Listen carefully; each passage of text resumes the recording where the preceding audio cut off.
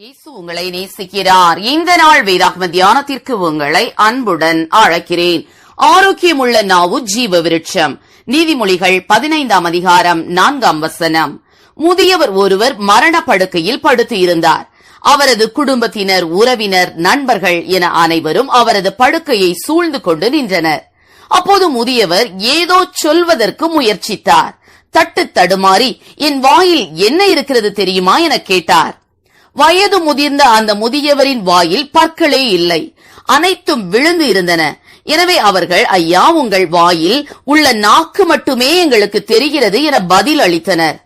முதியவர் சிறிது நேரம் கழித்து அவர்களிடம் கேட்டார், உங்கள் வாயில் என்ன இருக்கிறது என்று. அவர்கள், எங்கள் வாயில் நாக்கு, பற்கள் இரண்டுமே உள்ளன என்றனர். அந்த முதியவர் புன்னகை பூத்தபடி மெல்ல பேசினார். மனிதன் பிறக்கும் போது வெறும் நாக்கோடுதான் பிறக்கிறான். அவனுடைய பற்கள் நாளடைவில் முளைத்து வளர்கின்றன. அந்த பற்கள் நாக்கை விட வலிமையாகவும் பலமானதாகவும் உள்ளன. ஆனால் மனிதன் முதுமையடையும் போது அவனுடைய வலிமையான பலம் வாய்ந்த பற்கள் அனைத்தும் விழுந்து விடுகின்றன. மென்மையான மிருதுவான நாக்கு மட்டுமே இறுதி வரை நிலைத்து நிற்கின்றன என கூறினார். மேலும் தன்னை சூழ்ந்து நின்றவர்களிடம் தனது கடைசி செய்தியை இவ்வாறு கூறினார். மென்மையாக இருப்பது நிலைத்து நிற்கிறது. எனவே நீங்களும் எப்போதும் மென்மையாக இருங்கள். எல்லோரிடமும் கனிவாக, அன்பாக பேசுங்கள். மென்மையாக நடந்து கொள்ளுங்கள் என்று சொல்லி முதியவர் கண்களை மூடினார்.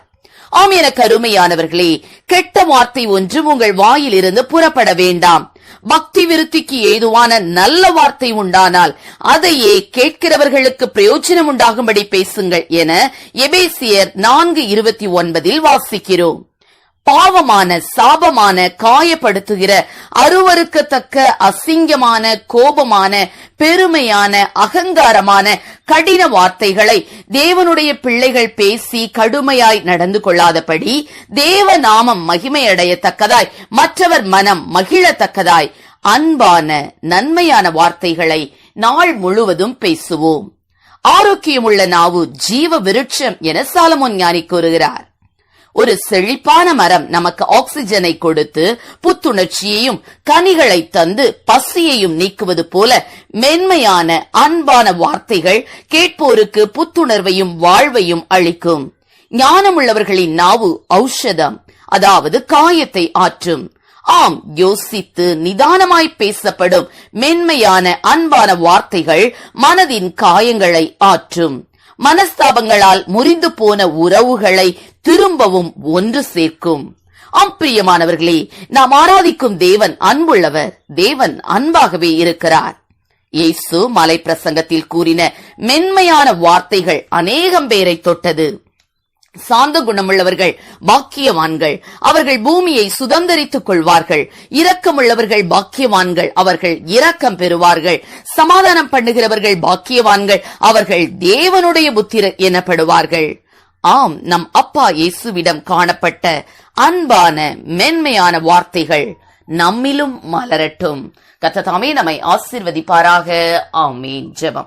எங்களை அதிகமாய் நேசித்து வழி நடத்துகிற எங்கள் அன்பின் பரலோக பிதாவே, அப்பா, தேவனுடைய பிள்ளைகளாகிய நாங்கள் ஆண்டவரே மற்றவர்களுடைய காயங்களை ஆற்றுகிற அப்பா அன்பான வார்த்தைகளை பேசட்டும் ராஜா. ஸ்தோத்திரங்க தாவே. அப்பா, மற்றவர்களை காயப்படுத்துகிற பட்டய குத்துக்கள் போன்ற வார்த்தைகளை எங்களிலிருந்து தேவன் அப்புறப்படுத்தி ஆண்டவரே அன்பினால் நிரப்புவீராக. ஆசீர்வதியும். இயேசுவின் நாமத்திலே ஜெபிக்கிறோம் நல்ல பிதாவே. ஆமென்.